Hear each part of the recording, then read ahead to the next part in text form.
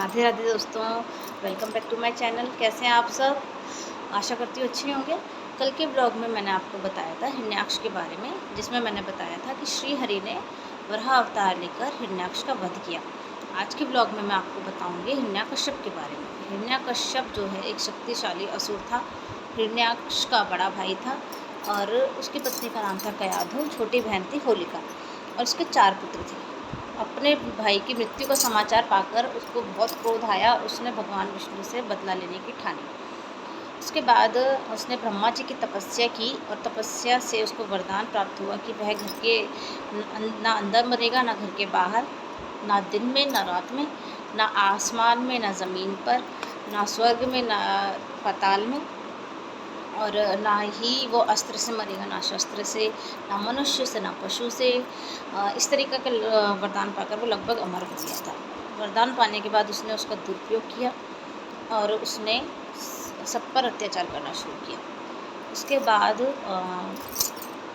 जो है उसने अपने राज्य में भी विष्णु पूजा पर प्रतिबंध लगा दिया कि कोई भी विष्णु जी की पूजा नहीं करेगा। जो पूजा करेंगे सिर्फ उसकी करेंगे, और जो विष्णु जी की पूजा करते थे उस पर उसको उन सबको वो जो है मृत्युदंड देता था। जब उसको पता चला कि उसका बड़ा पुत्र प्रहलाद वो विष्णु भक्त है, तो उसने उस प्रहलाद को रोकने की बहुत कोशिश की।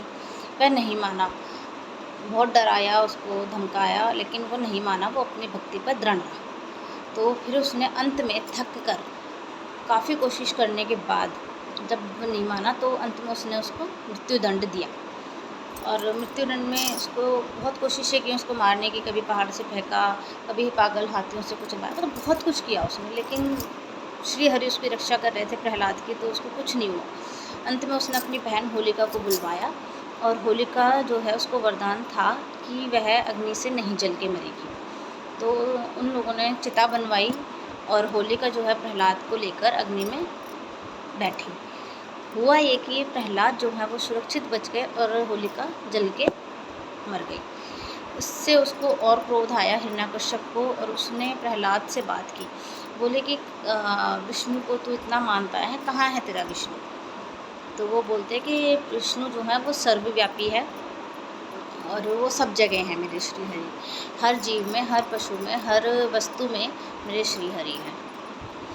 तो वो बोलता है हिरण्याक्ष गुस्से में, क्या इस खंबे में भी श्री हरि हैं? तो वो बोलता है प्रहलाद, हाँ इस खंबे में भी है। क्रोध में आकर उसने उस खंबे पर प्रहार किया और प्रहार करने के बाद जो है उसमें से श्री हरि प्रकट हुए।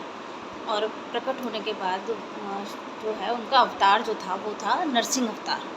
नरसिंह अवतार में वो उनका आधा शरीर जो है मनुष्य का था, आधा शरीर जो है सिंह का था, मतलब शेर का था। फिर उन्होंने उससे युद्ध किया और युद्ध करके उसका वध कर दिया। इस प्रकार उन्होंने हिरण्याकश्यप को पहले जो है राक्षस योनि से मुक्त किया और हिरण्याक्ष को भी मुक्त किया। तो इस कहानी से हमें ये सीख मिलती है कि अत्याचार और अहंकार का अंत ज़रूर होता है और श्री हरि अपने भक्तों की रक्षा ज़रूर करते हैं, चाहे वो किसी भी रूप में करें। इसलिए तो कहते हैं कि पता नहीं किस रूप में आकर नारायण मिल जाएंगे। तो आपको आज की स्टोरी कैसी लगी मुझे कमेंट करें ज़रूर बताएं।